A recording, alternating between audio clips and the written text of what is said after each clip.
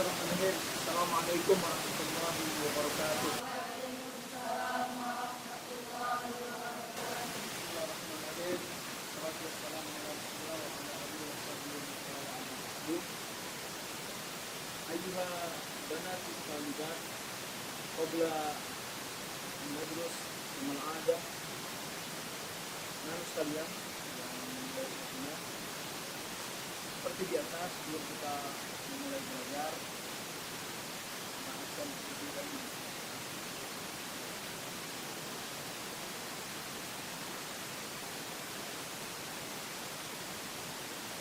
Ainul Mardiyah. Laisa hadis. Laisa hadis walakin hadis. Ainul Mardiyah. Aisyah Nur Hikmah. Amanda Aulia. Nisa Abedia. Zain Asakir. Terus Arniati Putri Lestari. Bunga Panjani. Mari, hatinya di mana? Di Hijrah. Dan Nisa. Dia Sofi Az-Zahra. Elza, Fauzia, Fetrianti, Kira Iswanti, Isla, Nisa, Salam Kalisa Cahaya, Chandra,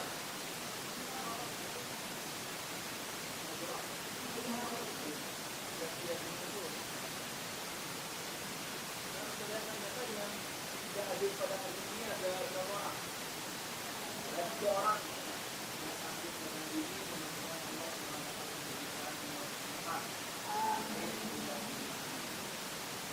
Baik, teman sekalian, pelajaran kita pada hari ini pelajaran Al-Quran hadis.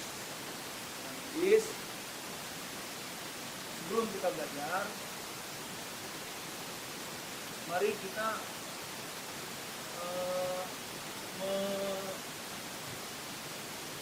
bernasib terlebih dahulu yang kaitannya dengan Al-Quran. Sebenarnya sudah rapi semuanya, kan? Jadi kita bernasib sudah rapi. Di mana?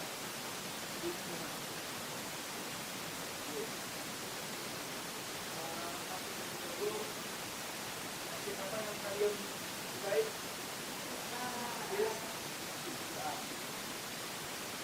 Baik,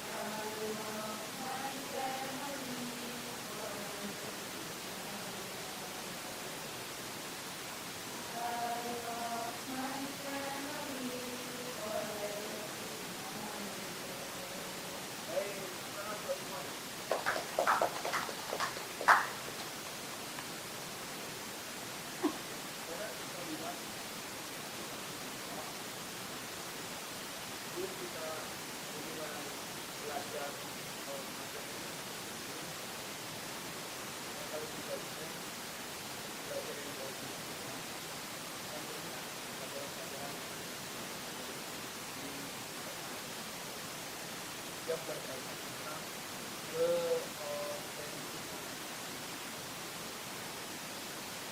silakan di antara kalian yang masih ingat materi itu apa yang dimaksudkan ke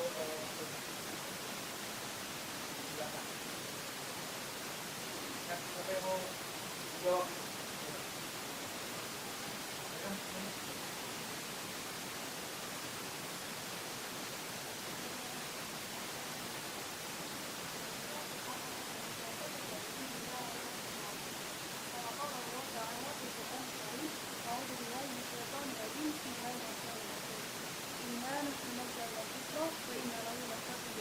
Sesungguhnya kami telah memberikan Al-Quran kepada Al-Quran dan sungguh kami telah akan menjaganya. Surah Al-Hijr ayat 8. Ayat ini secara gamblang memberikan jaminan tentang kesucian dan kemurnian Al-Quran hingga hari Al-Quran. Selain karena adanya jaminan dari Allah, ada banyak alasan lainnya sesuai logika. Yang pertama, kata-kata yang ada di dalamnya sangat indah. Tidak akan ada yang bisa merangkai kata-kata seperti Al-Quran dalam satu buku penuh. Contohnya, ketika Al-Quran menggambarkan tentang suasana yang ada di surga, Jannah negeri Mustaqilah Anhar, di bawahnya terdapat sungai-sungai mengalir.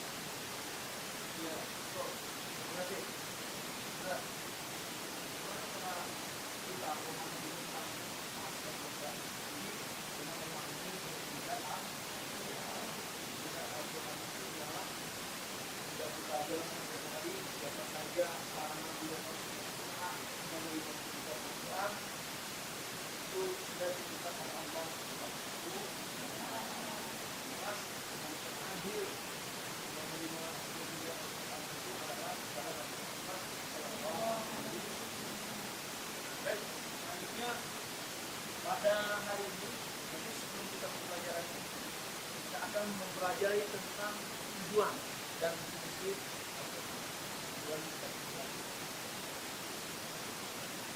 Ada yang ingin saya sampaikan berkaitan tentang tujuan pembelajaran dan tema yang kita akan diskusikan.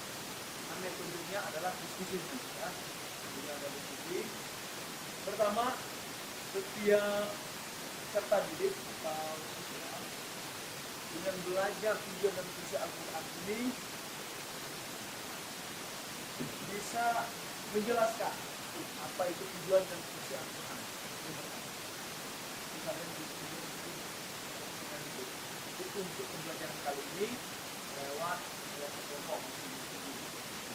Yang selanjutnya bisa menunjukkan perilaku orang yang menunjukkan Al-Quran. Yang selanjutnya yang bisa menerapkan fungsi Al-Quran dalam kehidupan. Jadi seperti itu. Selanjutnya untuk memberikan pemahaman lebih dalam lagi tentang materi yang lain, ini kita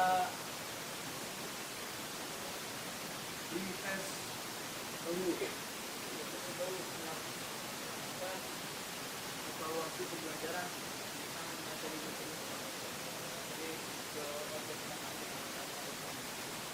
ini ada soal yang dikerjakan soal di sini, ya.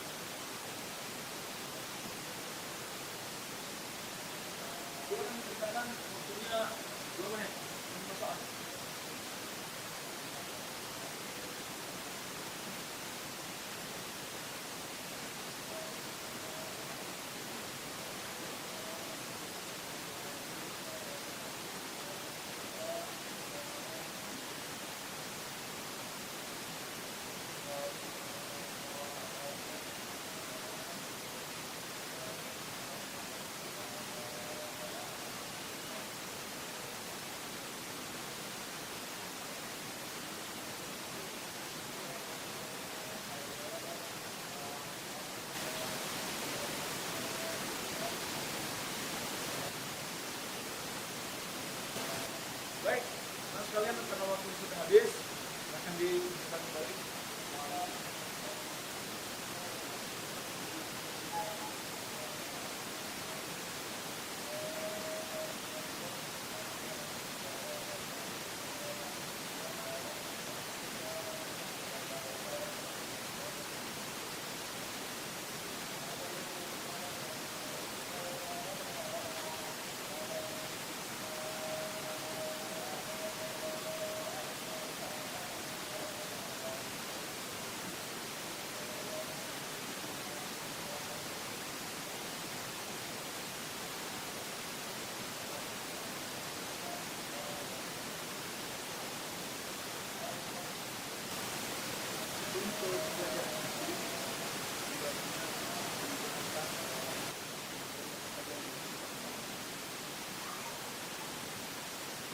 Yang pertama tentang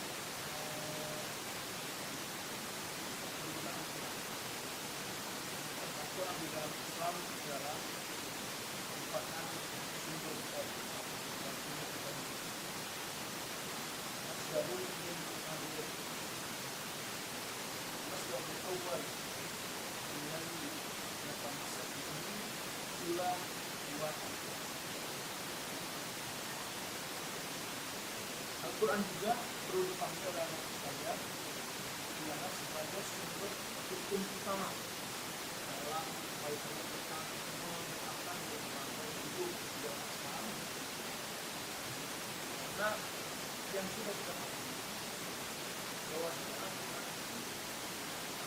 diberikan dalam tujuan pertama, tujuan yang pembelajaran tujuan yang pertama adalah selanjutnya fungsi Al-Quran.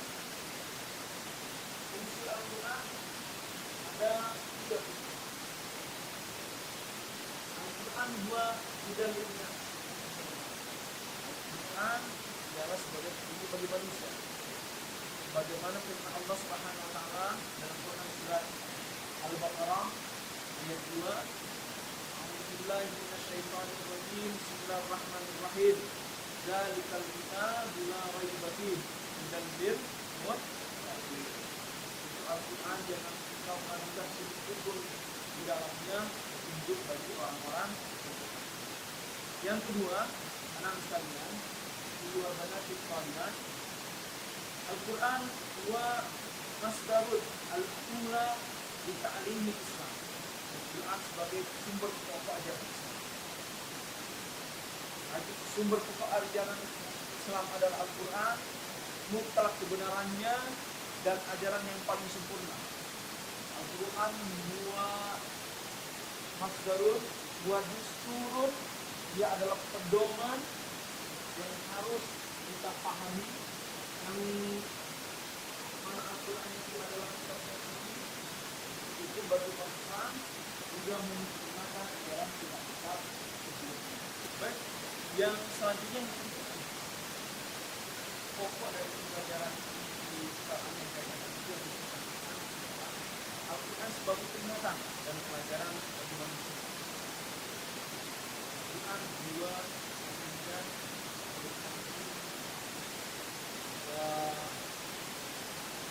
tafsir itu yang digunakan dari pelajaran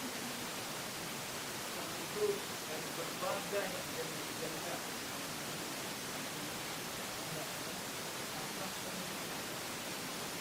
Ada orang yang misalnya berbuat zalim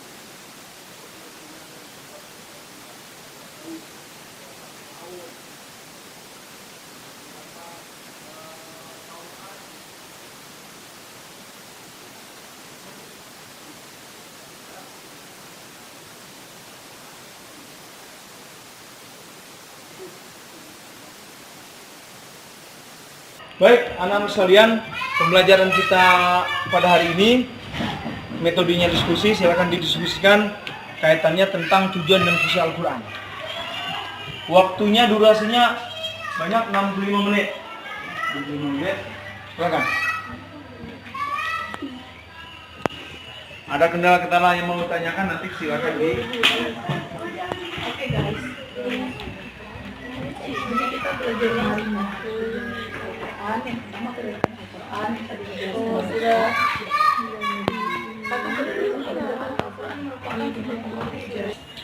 Baik anak-anak sekalian, dari berjalannya diskusi ada yang mau ditanyakan? Pertama dari kelompok yang pertama, silakan. Yang mau bertanya. Ustadz, boleh minta tolong jelaskan sekali lagi Ya. tentang kedudukan Al-Quran. Kedudukan Al-Quran. Kedudukan Al-Quran itu, sekali lagi Ustaz jelaskan, itu sebagai sumber pokok ajaran Islam. Masdarun min masadir al-Islam. Atau dustur, pedoman hidup bagi kita sebagai muslim. Maksudnya ialah sebagai sumber pokok ajaran Islam, karena dari berbagai lini kehidupan ini ada rumusnya di dalam Al-Quran itu sendiri. Dari masalah yang terkecil sampai masalah terbesar. Contoh, misalnya masuk kamar mandi, Al-Quran dan Al-Hadis yang lebih menjelaskan itu mencontohkan bagaimana adab-adab misalnya kan, seperti itu. Ya, jadi itu jawaban yang pertama kaitannya tentang sumber pokok ajaran Islam. Silakan kelompok yang kedua, ada yang mau bertanya? Ya, Anda siapa namanya? Khairun Nisa. Khairun Nisa itu artinya sebaik-baik wanita. Silakan. Ustadz, apakah Ya. Al-Quran bisa menenangkan hati manusia? Wah, bagus, pertanyaan sangat-sangat bagus. Apakah Al-Quran itu bisa menenangkan hati manusia? Al-Quran, nama selain dari Al-Quran itu ialah Asy-Syifa. Asy-Syifa artinya obat. Ya, obat. Al-Quran sebagai obat, maksudnya sini adalah bisa memberikan solusi yang terbaik bagi manusia itu sendiri. Ketika manusia ingin meminta ketenangan jiwa, kembali kepada Al-Quran, itu jawabannya. Jadi jawabannya bisa. Kenapa tidak bisa? Orang yang bersahabat dengan Al-Quran, membaca Al-Quran, itu bisa menenangkan hatinya. Menurut para ulama, ketika orang membaca Al-Quran, ya, di sana diwajibkan harus membaca dengan tajwid. Ya kan? Ketika membaca dengan tajwid, terus ada riyadhah dari membaca Al-Quran dengan tajwid itu sendiri. Riyadhahnya seperti apa? Olahraga mulut misalnya, olahraga lisan kita misalnya, dan bisa mempengaruhi hati kita, ketenangan dalam jiwa kita itu membaca Al-Quran. Sebagaimana doanya, ya Allah ya Tuhan kami, berikan ketenangan jiwa ketika kami membaca Al-Quran. Allah maja'alil Quran rabi'a qulubina. Jadi itu jawabannya nak ya. Al-Quran bisa memberikan ketenangan bagi orang yang membaca Al-Quran. Ya, selanjutnya mungkin ada lagi yang kelompok yang ketiga. Oh ya, yang terakhir. Silakan mau bertanya. Ya, siapa namanya? Candi Sayumi. Siapa? Candi Sayumi. Candi Sayumi ya. Silakan bertanya nak. Apa ganjaran bagi orang yang membaca dan menghafal Al-Quran? Ya. Ganjaran bagi orang yang membaca dan menghafal Al-Quran. Wah, itu luar biasa sekali ya. Pertanyaannya bagus. Ya. Ganjarannya ialah sebagaimana Rasulullah SAW bersabda, Iqra'ul Quran fa innahu ya'ti yaumal qiyamah syafi'an di ashabih. Yang artinya, bacalah Al-Quran, bahwasanya Al-Quran itu akan datang pada hari kiamat bagi orang-orang yang bersahabat dengan Al-Quran semasa hidupnya. Maksudnya ganjarannya ialah Al-Quran itu memberikan syafaat. Itu yang paling utama ya. Belum lagi yang sudah kita pahami ya, kaitannya dengan membaca Al-Quran itu sendiri. Mana Al-Quran? Ada yang membawa Al-Quran? Ada yang membawa ini Al-Quran. Jadi kita membaca Al-Quran ini, setiap hurufnya itu ada pahalanya. Satu huruf kita membaca Al-Quran berapa pahalanya nak? 10 ganjaran. Iya, 10 ganjaran, pintar ya. Terus apalagi kalau kita membaca misalnya satu surat, itu berapa ganjaran di sisi Allah Subhanahu wa Ta'ala. Betapa dahsyatnya orang yang membaca apalagi mengamalkan Al-Quran. Oleh karena itu, sekali lagi, orang yang membaca dan mengamalkan Al-Quran, insya Allah hidupnya sesuai dengan pertanyaan yang kedua tadi. Insya Allah hatinya tenang. Manakala dia menjadikan sesuai dengan pertanyaan pertama tadi, Al-Quran itu sebagai sumber pokok ajaran Islam, insya Allah hidupnya akan bahagia, baik di dunia ini maupun di akhirat nanti. Itu ya jawabannya. Terima kasih.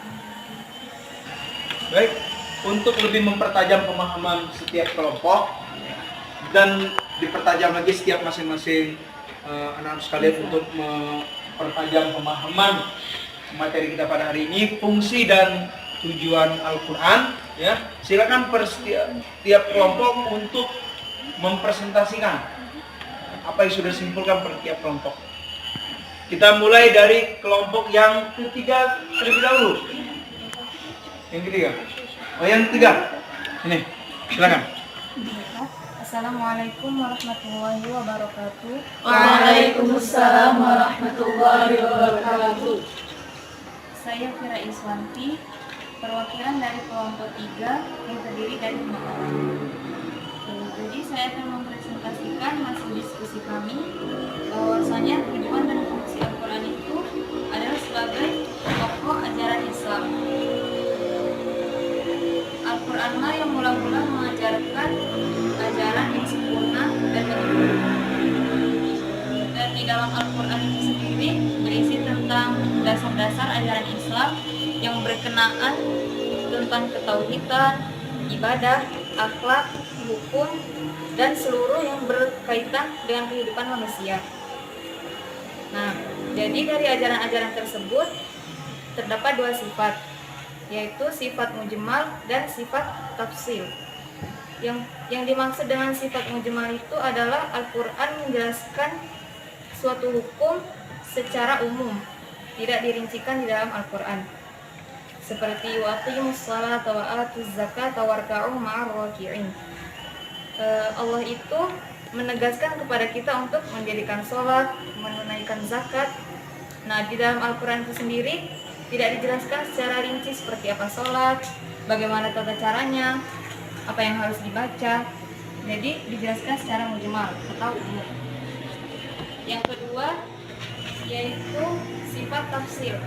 Contoh dari sifat tafsir di kehidupan sehari-hari yaitu di dalam terdapat di surat Al-Maidah.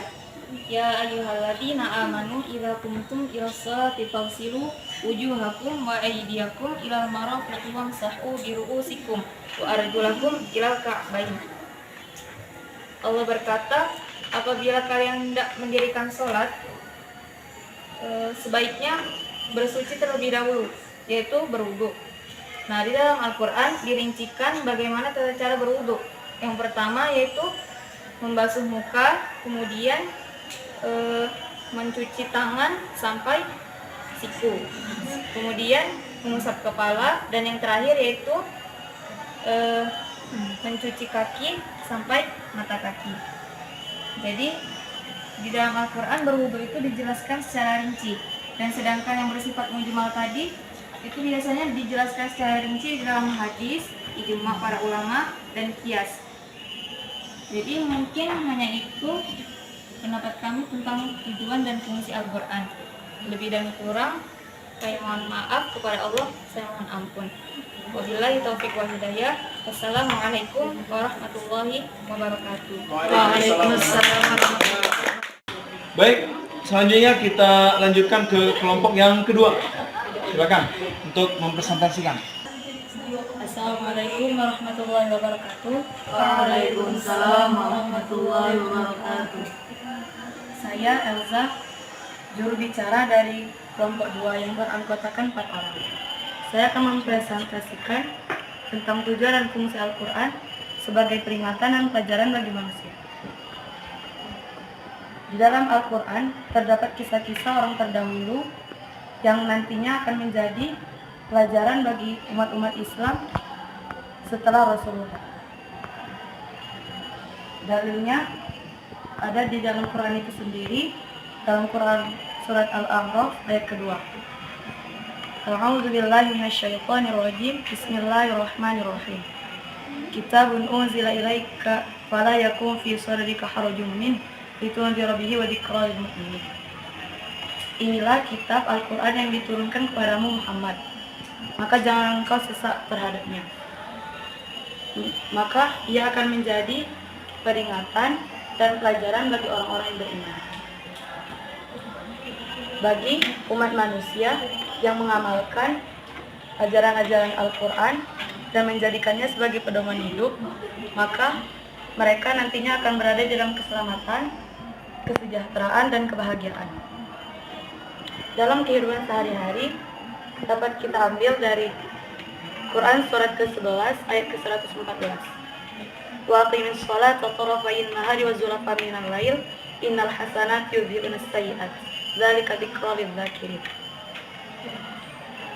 Dirikanlah sholat pada kedua ujung siang dan permulaan malam, maka kesalahan-kesalahan dapat dihapuskan dengan kebaikan-kebaikan.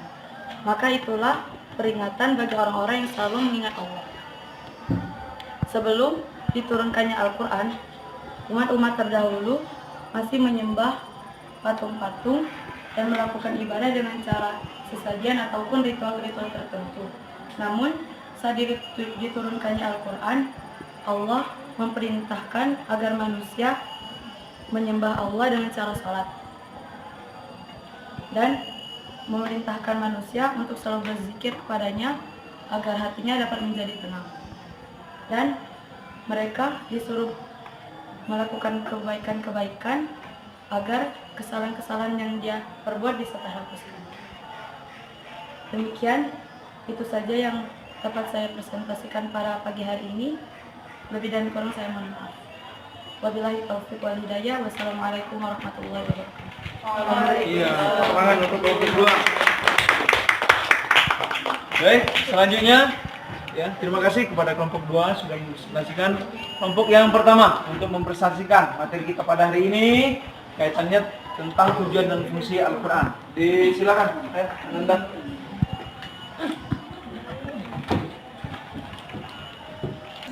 Assalamualaikum warahmatullahi wabarakatuh. Waalaikumsalam warahmatullahi wabarakatuh. Saya Amanda Aula Erika, perwakilan dari kelompok 1. Saya akan mempresentasikan tentang tujuan dan fungsi Al-Quran, tentang Al-Quran sebagai petunjuk bagi manusia. Al-Quran telah diturunkan oleh Allah Subhanahu wa Ta'ala kepada Nabi Muhammad SAW melalui perantara malaikat Jibril alaihissalam sebagai petunjuk bagi manusia. Dengan mengikuti petunjuk Al-Quran, manusia akan menemukan tujuan hidupnya. Banyak ayat Al-Quran yang menjelaskan tentang fungsi Al-Quran sebagai petunjuk bagi manusia. Salah satu ayat yang menegaskan bahwa Al-Quran adalah petunjuk bagi manusia adalah A'udzubillahi minasyaitonirrajim. Bismillahirrahmanirrahim. Dzalikal kitabul la raiba fihi hudal lil muttaqin.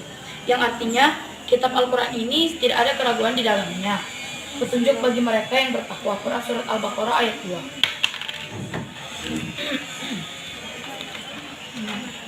Dari beberapa penjelasan ayat tersebut, kita dapat mengambil kesimpulan bahwa salah satu fungsi Al-Quran adalah sebagai petunjuk bagi manusia.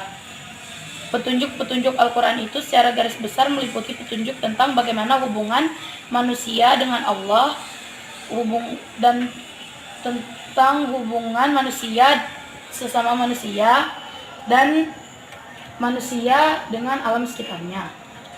Manusia yang mau mengikuti petunjuk Al-Quran niscaya akan mendapatkan kebahagiaan hidup di dunia dan akhirat. Mungkin hanya itu yang dapat saya presentasikan. Bila ada kata yang salah, saya mohon maaf. Pada Allah saya mohon ampun. Wabillahi taufiq wal hidayah wa ridwal inayah. Wassalamualaikum warahmatullahi wabarakatuh. Waalaikumsalam warahmatullahi wabarakatuh. Baik, anak sekalian, alhamdulillah dari setiap kelompok sudah mempresentasikan kaitannya materi kita pada hari ini, tujuan dan fungsi Al-Quran. Sekali lagi, tepuk tangan buat semuanya. Takbir. Allahu Akbar. Takbir. Allahu Akbar.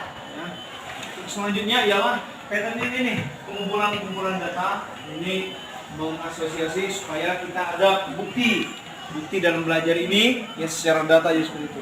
Silakan dari setiap kelompok untuk mengumpulkan data-datanya. Ini kelompok 1, terus kelompok 2 mana? Ya, terima kasih. Yang ketiga. Ya, syukron wa jazakumullah. Terima kasih. Terima kasih buat semuanya. Mudah-mudahan Allah Subhanahu wa taala memberikan kepada kita kemudahan dan memahami Al-Qur'an. Amin. Anak-anak sekalian, tolong perhatiannya. Kegiatan penutup dari materi pada hari ini, tujuan dan fungsi dari Al-Quran, Ustaz lebih menjelaskan kesimpulan-kesimpulannya, inti dari pelajaran kita pada hari ini. Sebagaimana tadi sudah dijelaskan lewat dari pertanyaan-pertanyaan dari anak-anak ananda-ananda sekalian dari berbagai kelompok tadi. Menurut Imam Hasan Al-Banna, Mabadi'ul Muslim Al-Khamsah, prinsip-prinsip menjadi seorang muslim laki-laki maupun perempuan itu ada 5. Yang pertama, Allah adalah tujuannya. Allah adalah tujuannya. Yang kedua, Rasulullah SAW adalah suri tauladannya. Ar-Rasulu qudwatuna. Yang ketiga, Al-Quran dusturuna. Al-Quran adalah pedoman hidupnya atau pedoman hidup kami. Yang keempat, Al-Jihadu sabiluna. Bersungguh-sungguh atau jihad adalah cara kami, jalan kami. Yang kelima, Al-Mautu fi sabilillahi asma amanina. Mati di jalan Allah adalah cita-cita kami tertinggi. Nah, kaitannya dengan materi kita pada hari ini, tujuan dan fungsi dari Al-Quran, menurut Imam Hasan Al-Banna tadi, yang ketiga tadi, poin yang ketiga, kaitannya tentang bahwasanya Al-Quran sebagai pedoman hidup kita. Ia adalah sebagai sumber pokok atau sumber yang paling utama dalam kehidupan kita sehari-hari. Jadi jadikan Al-Quran itu sebagai pedoman hidup kita. Asas dalam menjalani hidup dan kehidupan ini pedomannya adalah Al-Quran. Rasulullah SAW bersabda, khairukum man ta'allama al-Quran wa 'allamahu. Sebaik-baik kalian adalah orang yang belajar Al-Quran dan mengajarkannya. Pengertiannya di sini ialah, mari kita jadikan tujuan dan fungsi dengan sebaik-baiknya atau memfungsikan Al-Quran itu dengan sebaik-baiknya. Karena Rasulullah SAW sudah memuji umatnya yang dekat dengan Al-Quran. Karena orang yang paling baik itu bukan orang yang paling banyak hartanya menurut Allah dan Rasulnya. Bukan orang yang paling cantik parasnya atau ganteng rupanya, atau orang yang memiliki jabatan tahta atau hartanya sampai ke langit yang ketujuh misalnya rumahnya, ya seperti itu. Ya, akan tetapi sebaik-baik kalian, kata Allah dan Rasulnya, ialah orang yang belajar Al-Quran dan mengajarkannya. Oleh karena itu, ya, mari kita jadikan Al-Quran sebagai pedoman hidup kita, sebagai pedoman hidup kita dalam kehidupan kita sehari-hari. Orang yang kembali kepada Al-Quran, insya Allah hidupnya akan tenang. Orang yang kembali kepada Al-Quran, insya Allah hidupnya akan terarah. Karena Al-Quran itu mengajarkan dalam seluruh aspek kehidupan. Bagaimana Allah Subhanahu wa taala menjelaskan tentang bahwasannya Al-Quran itu mengajarkan dalam seluruh aspek kehidupan.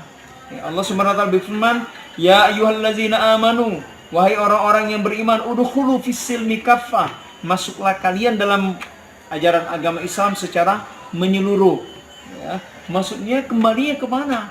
Ajaran Islam secara menyeluruh itu pedomannya yaitu kembali kepada Al-Quran. Ar-ruju' ilal Al-Quran dan As-Sunnah. Itu penjelasan yang lebih rinci lagi yang tidak ada dalam Al-Quran, itu kembali kepada As-Sunnah. Jadi seperti itu, ya.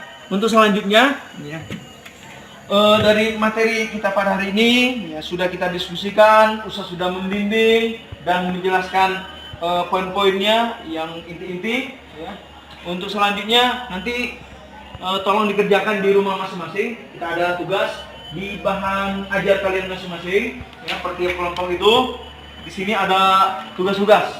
Ya, tugas-tugas di sini di halaman 43. Ya, anak sekalian dikerjakan ini ya, dikerjakan. Nanti di minggu yang akan datang tolong dikumpulkan halaman 43 sampai halaman 45. Coba dilihat. Ada semuanya ya. Nah, yang tidak ada melihat ke teman yang ada pada hari ini. Terus yang hari ini tidak hadir untuk supaya dia berkoordinasi atau kasih tahu ya. Jadi seperti itu. Sekali lagi mudah-mudahan Allah Subhanahu wa taala selalu memberikan kasih sayang kepada kita dengan kita dekat dengan Al-Qur'an. Sebagai penutup kegiatan belajar mengajar kita pada hari ini ya. Mudah-mudahan Allah Subhanahu wa taala memberkahi kita. Seperti biasa kita tutup belajar kita pada hari ini dengan mengucapkan doa kafaratul majlis. Subhanakallahumma rabbana wa bihamdika asyhadu an la ilaha illa anta astaghfiruka wa atubu ilaik. Alhamdulillah dari materi-materi yang sudah kita pelajari kita bersama ya kan, seperti biasanya kita tutup kegiatan belajar mengajar kita pada hari ini dengan ucapan alhamdulillah. Alhamdulillahirabbil alamin dan doa kafaratul majlis. Subhanakallahumma astaghfiruka wa atubu ilaik. Syukran wa jazakumullah. Assalamualaikum warahmatullahi wabarakatuh. Waalaikumsalam warahmatullahi wabarakatuh.